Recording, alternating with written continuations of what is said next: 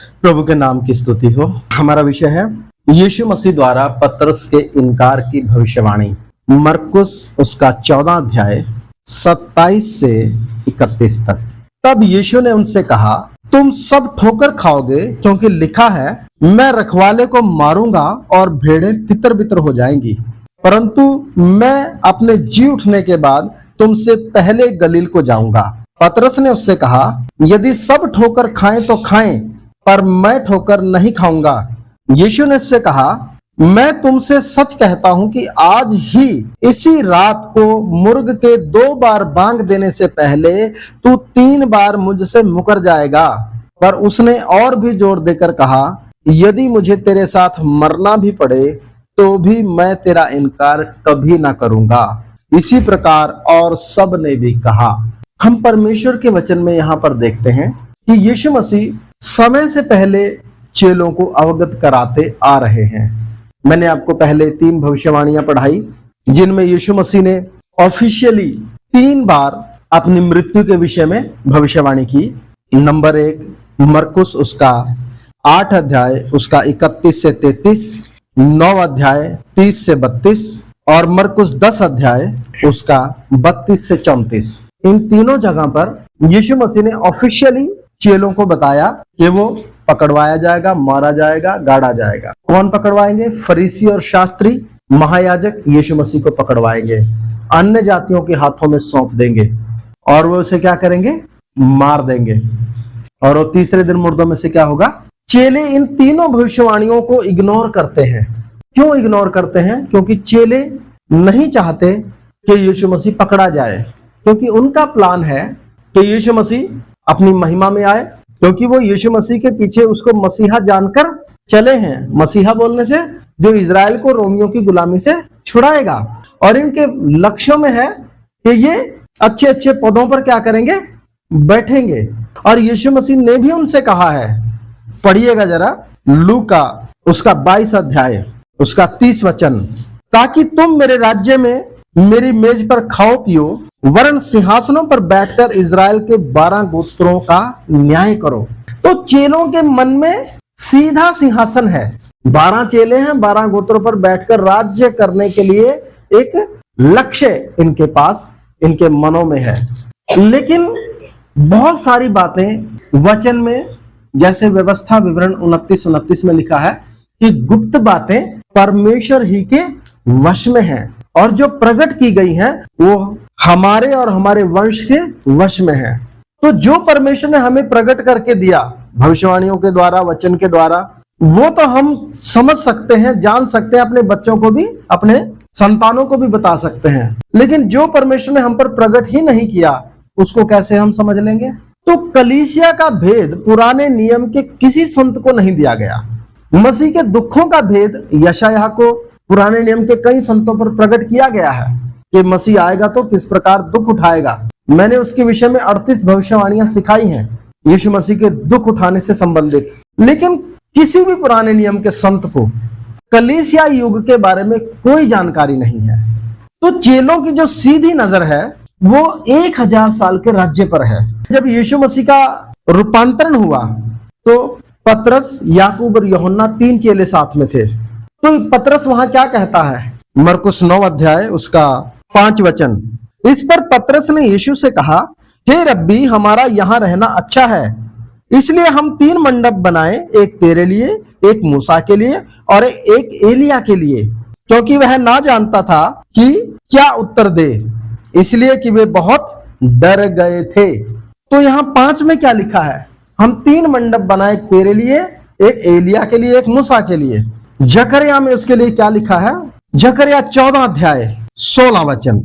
तो यहाँ क्या लिखा है कि 1000 साल के राज्य में सब जातियों के लोग सेनाओं के यहोवा को दंडवत करने के लिए, झोपड़ियों के पर्व को मनाने के लिए यरूशलेम को जाया करेंगे। अब पतरस का आइडिया क्या है रूपांतरण के पर्वत पर? कि यही 3 मंडप बनाए, क्योंकि यीशु मसीह क्या हो चुका है? रूपांतरित हो चुका है, महिमा में आ चुका है। ये उसी दिन को तो क्या कर रहे हैं? इंतजार कर रहे हैं। हम यही 3 मंडप बनाएंगे और दुनिया कहाँ ही आएगी? यहीं आएगी। 1000 साल के राज्य की शुरुआत पतरस और बाकी 2 चेले यही मानकर चल रहे हैं। और इसी बात की उनको इंतजार है। बीच का तो लेसन उनके पास है ही नहीं, भविष्यवाणियों में भी नहीं है, पुराने नियम के संतों के पास भी नहीं है। दानियल को 70 सप्ताह मिले, अनुग्रह के युग का, कलीसिया युग का कोई उसमें जिक्र नहीं है। कलीसिया की स्थापना का कोई जिक्र कहीं नहीं है पुराने नियम में। ये तो छुपाया हुआ एक भेद था। कुलुस्से में लिखा है परमेश्वर का नाना प्रकार का ज्ञान अब कलीसिया के द्वारा क्या किया जा रहा है, प्रकट। चेलों को इस बात का कोई आभास नहीं है कि यीशु मसीह मारा जाएगा। 3 बार यीशु मसीह ने ऑफिशियली बताया कि मैं पकड़ा जाऊंगा, मारा जाऊंगा, गाड़ा जाऊंगा, तीसरे दिन मुर्दों में से जी उठूंगा। पहली बार जब यीशु मसीह ने बताया तो पतरस तो यीशु मसीह को झिड़कने लगा अलग ले जाके कि तुझसे ऐसी बातें क्या हो, दूर हो। क्यों? हमारा तो सारा प्लान ही क्या हो जाएगा, चौपट हो जाएगा। तब यीशु ने उनसे कहा तुम सब ठोकर खाओगे। ये विषय तो चेले सुनना नहीं चाहते। और फिर उसके साथ और भी कुछ कहता है। जकरिया 13:7 में लिखा है मैं रखवाले को मारूंगा और भेड़ें तितर बितर हो जाएंगी। मतलब तुम सब ठोकर खाओगे, ये पहले से लिखा है। चेलों का हौसला कितना बुलंद है। 29 में पतरस ने उससे कहा यदि सब ठोकर खाएं तो खाएं, पर मैं ठोकर नहीं खाऊंगा। यीशु ने से कहा मैं तुझसे सच कहता हूं कि आज ही इसी रात मुर्ग के 2 बार बांग देने से पहले तू 3 बार मुझसे मुकर जाएगा। पर उसने और भी जोर देकर कहा यदि मुझे तेरे साथ मरना भी पड़े तो भी मैं तेरा इनकार ना करूंगा। इसी प्रकार और सब ने भी कहा। मतलब यीशु मसीह को गलत साबित करने में सारे चेले लगे। तो क्या बात करता है प्रभु। और ये बगल में तलवारें लिए बैठे, इनका इरादा पूरा है। प्रभु ने कहा ना जिसके पास तलवारें ना हो तो कपड़े बेचकर क्या ले लो। पूरी तैयारी है चेलों की, सब दृढ़ निश्चय है। सब इनकार करें तो करें, मैं इनकार नहीं करूंगा। पतरस सबसे आगे है, चेले साथ में है। कुल मिला के बात उनकी सच्ची है, दिल इनका सच्चा है, यीशु मसीह से प्यार करते हैं। फिर यीशु क्यों ठप्पा नहीं लगा रहा, समस्या यहाँ है। इसको समझने के लिए हम इस सिद्धांत को समझेंगे। देखिए चेले अपने दिल में सच्चे हैं। बेशक जो बातें इन पर खुली ही नहीं आई उनको कैसे जानेंगे। कलीसिया का भेद तो अब तक इन पर खुला ही नहीं है ना। इन्होंने तो वो दानियल के 70 सप्ताह पढ़ के अगला नेक्स्ट क्या है, 1000 साल का राज्य है। मसीहा आ गया तो 1000 साल का क्या होगा, राज्य होगा। लेकिन प्रभु इस बात पर मोहर नहीं कर रहे हैं, बल्कि इनके बिना पूछे यीशु मसीह बता रहे हैं कि भविष्यवाणी में क्या लिखा है, तुम सब क्या खाओगे, ठोकर खाओगे। और चेले उस बात को मानने को तैयार नहीं है, क्योंकि हम मूसा को देखेंगे इसको समझने के लिए। इब्रानियों 11 अध्याय उसका 24 से लेकर 26 तक। विश्वास ही से मूसा ने सयाना होकर फिरौन की बेटी का पुत्र कहलाने से इनकार किया, इसलिए कि उसे पाप में थोड़े दिन सुख भोगने से परमेश्वर के लोगों के साथ दुख भोगना अधिक उत्तम लगा। उसने मसीह के कारण निंदित होने को मिस्र के भंडार से बड़ा धन समझा, क्योंकि उसकी आंखें फल पाने की ओर लगी थी। मूसा अपनी जवानी में फिरौन की बेटी का बेटा कहलाने से इनकार करता है। ये बहुत बड़ी बात है। इसका मतलब क्या है, वो पूरे महल के सुखों को भोगने से इनकार करता है और अपने परमेश्वर के लोगों के साथ दुख उठाना उसको उत्तम लगता है। दिल से सच्चा है, नहीं तो महल से निकलकर क्यों मजदूरों में आके बैठेगा। विश्वास था उसको, किस पर, अपने परमेश्वर पर। कहां से आया विश्वास? दूध पिलाने के लिए धाई का काम किसने करा? मूसा की मां ने ही करा है। और मां ने जो बचपन में उसको फीड कर दिया, वो विश्वास उसके अंदर मरने तक रहा। वचन कहता ना, नीति वचन 22 अध्याय उसका 6 वचन, लड़के को उसी मार्ग में चलने की शिक्षा दे जिसमें उसको चलना चाहिए, वो बुढ़ापे में भी उससे ना हटेगा। हम ये कहें कि हमारे बच्चे इसने बिगाड़ दिए, उसने बिगाड़ दिए। भाई किसने नहीं बिगाड़े, बल्कि हमने उनको संवारा नहीं है। कोई नहीं बिगाड़ सकता हमारे बच्चों को, अगर हम उनको क्या कर दें, ठीक से संवारें। माँ का विश्वास, जैसे तिमोथियुस में अपनी नानी का विश्वास था, ऐसे इसमें किसका विश्वास है? इसके माता पिता का विश्वास है। क्योंकि विश्वास ही से तो उन्होंने इस बच्चे को 3 महीने तक क्या करके रखा, छुपा कर रखा। विश्वास ही से उसको टोकरी में चिकनी मिट्टी और राल लगाकर छोड़ दिया। उनके अंदर विश्वास था और परमेश्वर ने उसी विश्वास के आधार पर वापस उसको पलटकर किसकी गोद में दे दिया? माँ की गोद में दे दिया। और परमेश्वर उसको महल में रखा। लेकिन जब वो बड़ा हुआ, सयाना हुआ, तो उसने क्या देखा? अपने लोगों को, अपने जाति भाइयों को। निर्गमन उसका 2 अध्याय उसका 11 और 12। ऐसा हुआ कि जब मूसा जवान हुआ और बाहर अपने भाई बंधुओं के पास जाकर उनके दुखों पर दृष्टि करने लगा। देखिए कितना कुछ छोड़ के आया है और देख क्या रहा है, अपने जाति भाइयों का दुख। तब उसने देखा कि एक मिस्री जन उसके एक इब्री भाई को मार रहा है। उसने इधर उधर देखा कि कोई नहीं है, तो उस मिस्री को मार डाला और बालों में छिपा दिया। 13। फिर दूसरे दिन बाहर जाकर उसने देखा कि 2 इब्री पुरुष आपस में मारपीट कर रहे हैं। उसने अपराधी से कहा, तू अपने भाई को क्यों मारता है? 14। उसने कहा, किसने तुझे हम लोगों पर हाकिम और न्यायी ठहराया? जिस भांति तूने मिस्री को घात किया, क्या उसी भांति तू मुझे भी घात करना चाहता है? तब मूसा यह सोचकर डर गया, निश्चय वह बात खुल गई है। जब फिरौन ने यह बात सुनी, तब मूसा को घात करने की युक्ति की। तब मूसा फिरौन के सामने से भागा और मिद्यान देश में जाकर रहने लगा और वहां एक कुएं के पास बैठ गया। इतना कुछ करके देखिए, चेले भी अपना घर बार सब छोड़कर ना आए हैं, धारा के उलट चल रहे हैं। चेले यहूदी हैं और एक ऐसे व्यक्ति के पीछे चल रहे हैं जो सबत के दिन को क्या नहीं करता। जो समय में जो इजराइल में जितने आराधनालय हैं उनमें जो सिखाया जाता है 150 नियम है सबत के दिन के ऊपर, ये नहीं छूना, ये नहीं करना, वो नहीं करना, ये सब उन्हीं को मानने वाले हैं। लेकिन जैसे इन्होंने यीशु को देखा, यीशु के पीछे हो लिए। जितने यीशु के पक्ष में थे ना लोग, उससे कहीं ज्यादा यीशु के विरोध में थे लोग। और यहां तक कि उसकी अपनी माँ और अपना परिवार बोलते थे इसका चित्त ठिकाने नहीं है। क्यों? आराधनालयों में यीशु मसीह के लिए जो प्रचार होता है, सारा परिवार वहीं ना जाता है, यहूदी है। और आराधनालय अपने गांव के नासरत के जिस आराधनालय में यीशु मसीह गया और वहां जाकर उसने भजन संहिता 61 अध्याय पढ़ा, तब तक तो सब खुश थे जब तक यीशु मसीह ने ये पढ़ा। और जब उसने कहा कि ये पूरा हुआ अपने विषय में, अपने आप को एज ए मसीहा उसने डिक्लेयर किया, तब उसके गांव के लोग उसको पकड़कर कहां ले गए? पहाड़ की चोटी पर, ताकि क्या कर दें? नीचे गिरा दे। क्यों पकड़ के ले गए? क्योंकि गांव में क्या है? असहमति है। यीशु मसीह के लेकर पूरी तरह क्या है? असहमति है। असहमति ही नहीं, वो उसकी जान के क्या है? दुश्मन बन गए। ऐसे एक व्यक्ति के पीछे जिसको लोग पसंद नहीं करते, बेशक उसके पीछे बड़ी भीड़ है, एक देश के लेवल पर, नेशनल लेवल पर जाएंगे तो भीड़ उतनी नहीं है उसके पीछे जितना उसके पीछे विरोध है। इसलिए यीशु मसीह को कई बार जंगलों में जाकर रहना पड़ता था। चेले यीशु मसीह के पीछे आए, विश्वास के साथ आए हैं। पतरस कहता है, देख हम तो सब कुछ छोड़कर तेरे पीछे हो लिए हैं। सच में वो छोड़ के आए हैं। मूसा भी छोड़कर आया है, महल, उसकी सारी सुख सुविधाएं, उसका आराम, ओहदा, पद सब छोड़कर आया है। और देखता क्या है? इजरायली अपने जाति भाइयों के दुखों पर दृष्टि करता है। उनकी मदद करने के लिए इसने अपना हाथ भी बढ़ाया। और सोचा होगा, प्लान बहुत रहे होंगे, क्योंकि सिपह सालार है, प्लान बहुत रहे होंगे कि एक छोटी क्या बना लेंगे? सेना बना लेंगे।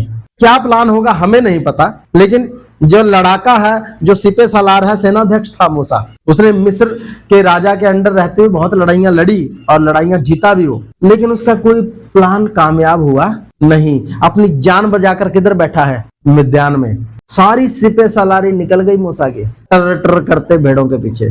क्यों परमेश्वर ने उसकी मदद नहीं करी? सवाल वही आकर यहाँ भी खड़ा हो गया है। चेलों ने दावा किया, सच्चे हैं, मूसा ने भी एक्शन ले लिया, चेले भी तलवारें खरीद कर बैठे हैं, बिल्कुल तैयार हैं, लेकिन परमेश्वर राजी नहीं, ना मूसा से ना उनसे। क्यों? इसमें कहीं ना कहीं अपना स्वयं है, अपना जोश है, अपने एफर्ट्स हैं, अपनी प्लानिंग्स हैं। नियत तो अच्छी है, सोच तो अच्छी है, लेकिन अपने से करना चाहते हैं। और जो कुछ हम खुद से करते हैं ना, उसमें यदि हम सक्सेस हो जाएं, तो फिर हमारा मैं हमारे उस आत्मिक जीवन को बर्बाद कर देता है। जवानी में जब वो लड़ सकता है, उसने त्याग भी किया है, मूसा की बात मैं कर रहा हूँ, उस समय परमेश्वर उसको इस्तेमाल नहीं कर रहा है, जबकि वो मन से सच्चा है, विश्वास से ही छोड़ा है सब कुछ, अपने जाति भाइयों के दुखों पर दृष्टि कर रहा है। जहां परमेश्वर की दृष्टि है उनकी चिल्लाहट पर, वहीं मूसा की दृष्टि है। लेकिन नहीं, जब मूसा 80 साल का हो गया, लाठी के बल चलता है, बूढ़ा हो गया है, सारी सिपह सालारी निकल चुकी है, जंगल में दूर दूर तो कोई इंसान नहीं है, भेड़े ही हैं, और ससुर की भेड़ें चराना इतना आसान भी नहीं है। मूसा की सारी सिपह सालारी निकल गई, कुछ बचा नहीं। अब परमेश्वर आके खड़ा होता है झाड़ी में क्या बोलता है कि मैंने उनके दुखों पर दृष्टि की है। मूसा को परमेश्वर बोलता है 3 अध्याय में, इजरायलियों की चिल्लाहट मुझे सुनाई पड़ी है और मिस्रियों का उन पर अंधेर करना भी मुझे दिखाई पड़ा है, इसलिए आ मैं तुझे फिरौन के पास भेजता हूं कि तू मेरी इजरायली प्रजा को मिस्र से निकाल ले आए। परंतु मूसा ने परमेश्वर से कहा, मैं कौन हूं जो फिरौन के पास जाऊं और इजरायलियों को मिस्र से निकाल ले आऊं। उसने कहा, निश्चय मैं तेरे संग रहूंगा और इस बात के कारण कि तेरा भेजने वाला मैं हूं, तेरे लिए एक चिन्ह होगा कि जब तू उन लोगों को मिस्र से निकाल चुके, तुम इसी पहाड़ पर परमेश्वर की उपासना करोगे। अब जब ये जाना नहीं चाहता, तब इसको कौन भेज रहा है? परमेश्वर भेज रहा है। जब ये चला गया था, विश्वास करके उनके बीच में चला गया था, तब इसको परमेश्वर ने एक्सेप्ट किया नहीं। आगे मैं आपको अगर यूहन्ना में बताऊं चेलों के बारे में, यूहन्ना उसका 13:38 में यीशु ने कहा, यीशु ने उत्तर दिया, क्या तू मेरे लिए अपना प्राण देगा? वहां एक क्वेश्चन मार्क है, क्या तू मेरे लिए अपना प्राण देगा? मैं तुझसे सच सच कहता हूं कि मुर्ग बांग ना देगा जब तक तू 3 बार मेरा इनकार कर लेगा। एक सवाल यीशु मसीह ने पूछा, क्या तू मेरे लिए अपना प्राण देगा? मूसा दिल से सच्चा है, लेकिन जब तक उसका अपना स्वयं है, अपनी विल पावर से वो कुछ परमेश्वर के लिए करना चाहता है, अपनी शक्ति से वो कुछ करना चाहता है, तब तक परमेश्वर करने नहीं देगा। क्यों नहीं करने देगा? क्योंकि उसके आगे वो व्यक्ति टिक नहीं पाएगा। जब भी मैं और आप कुछ अपने से करते हैं, तो उसका श्रेय कौन लेता है? हम खुद लेंगे। क्यों परमेश्वर ने विश्वास के द्वारा ही उद्धार दिया है? क्यों कर्मों के द्वारा नहीं है? क्यों जब तब ज्ञान और तपस्या और ब्रह्मचर्य के द्वारा नहीं है? पहला कुरिन्थियों उसका 1 अध्याय उसका 26 वचन से अगर हम पढ़े तो वहां क्या लिखा है? ना बहुत कुलीन, वरन परमेश्वर ने जगत के तुच्छों को वरन नीचों को, जो कुछ है भी नहीं उनको भी चुन लिया कि जो कुछ है उनको क्या करे? निकम्मा ठहराए। जगत के निर्बलों को चुन लिया कि जो कुछ है उनको तुच्छ ठहराए, ताकि कोई व्यक्ति अपने पर क्या ना करे? घमंड ना करे, वरन किस पर घमंड करे? परमेश्वर पर घमंड करे। तो हमारे जीवन में परमेश्वर नहीं चाहता कि हम अपने विल पावर से कोई काम करें। क्यों? क्योंकि वो टिकाऊ नहीं है, वो टिक नहीं पाएगा। हमारे जीवन में परमेश्वर नम्रता चाहता है, दीनता चाहता है। मूसा को परमेश्वर ने नम्र बनाया, लिखा है उसने तुम्हें भूखा भी होने दिया। व्यवस्था विवरण 8 अध्याय का 3 वचन, उसने तुम्हें भूखा भी होने दिया कि तुम्हें क्या बनाए? नम्र बनाए। तो नम्र कौन ही बनाता है? परमेश्वर ही बनाता है। मनुष्य तो स्वभाव से घमंडी है, घमंड करना तो उसकी आदत में शुमार है, उसके नेचर में है। मूसा को नम्र बनाया, कहां? 40 साल किधर रगड़ा है? ससुर की भेड़ बकरियां चराई हैं। ससुर की भेड़ बकरियां चराना आसान नहीं है, अपनी चराना आसान है, ससुर की चराना आसान नहीं है। एक सेवक तभी बनता है सेवक जब वो अपने आपे से क्या कर ले? इनकार कर ले। निराशा के तल तक जब तक वो नहीं जाता, तब तक वो सेवक बन ही नहीं सकता। बाइबल ट्रेनिंग में सेवक नहीं बनते हैं। हाँ, वहां कुछ थ्योरिकल नॉलेज मिल जाती है, वो अच्छी चीज है। पास्टर के घर में पैदा होने से भी सेवक नहीं बनते हैं। कहीं ट्रेनिंग कर लो, सेवक नहीं बनेंगे जब तक परमेश्वर की ट्रेनिंग में नहीं आते। शमूएल ने दाऊद का अभिषेक कर दिया। दाऊद क्या सपने लेता होगा? छोटा लड़का है, शाऊल को आते जाते देखता होगा कि बस अब नेक्स्ट स्टेप क्या है? राजा। इस शाऊल के हाथ में परमेश्वर ने भाला दिया और सालों किसके पीछे दौड़ता रहा? ये दाऊद के पीछे दौड़ता रहा। और ये जो अपने आप को राजा समझता था, ये अपने आप को कुत्ता, पिस्सू, ऐसे ऐसे शब्द बोलता है। इजराइल का राजा मुझ पिस्सू के पीछे क्यों पड़ा है? क्यों? जान के लाले पड़े हैं। सारी उसकी मैं निकाल कर परमेश्वर तब सिंहासन पर बिठाया है। ऐसे परमेश्वर सिंहासन देता नहीं है। सेवक ने सेवा करनी है, वचन उसका परमेश्वर ने देना है। पहले उसकी सारी क्या निकाल देगा? लोहे के ब्रश से रगड़ता है परमेश्वर। अगर परमेश्वर ने रगड़ा नहीं तो तुम कभी सेवक नहीं बन पाओगे। अगर तुम रगड़े जाओगे तो तुम कभी सेवक बनना नहीं चाहोगे। जब नहीं चाहते ना, फिर परमेश्वर बोलता है आजा। ये सच है। मूसा बोलता नहीं, बोलता किसी और को भेज दे प्रभु, मैं नहीं जा रहा हूं। चेले चले गए वापस मछली पकड़ने। सेवा का कोई टारगेट रहा? निराशा के तल तक गए। मूसा निराशा के तल तक गया। आज भी एक विश्वासी भी अगर सच में आत्मा में बढ़ना है, निराशाओं से गुजरना पड़ता है। जैसा वचन लिखा ना, ऐसा एज इट इज नहीं होता है जीवन में। परमेश्वर का वचन कहता है ना तुम क्या खाओगे, क्या पियोगे, क्या पहनोगे, इसकी चिंता ना करो, क्योंकि परमेश्वर जानता है तुम्हें ये सब चीजें चाहिए। अच्छा, अपनी चिंताएं छोड़ के देखो फिर कुछ मिलता है या नहीं मिलता है। सच बताओ, कुछ नहीं मिलता है। क्यों? क्योंकि परमेश्वर पहले उस विश्वास को देखेगा।